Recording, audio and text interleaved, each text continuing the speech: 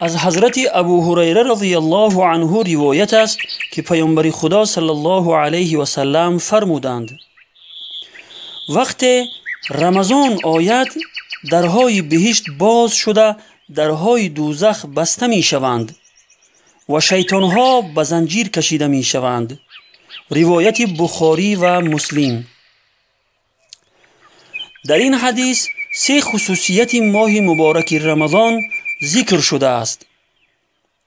یکم، باز شدن درهای بهشت به خاطر ترغیب و تشویق روزداران به طاعت و عبادت بیشتر از نماز و روزه، ذکر و تلاوت قرآن، صدقه و غیره.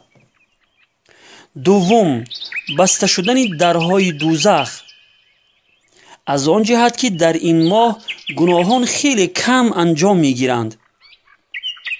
سوم، شیطانها به زنجیر کشیده می شوند، یعنی شیطانهای سرکش به زنجیر کشیده می شوند. این سه چیز از خصوصیات و فضیلت ماه مبارک رمضان است که آن را در غیر ماه رمضان دیده نمی شود.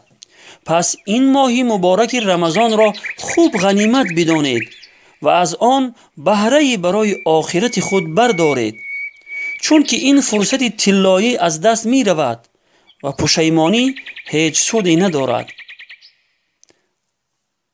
با طلوع عطر ماه رمضان شکر خدای مهربان.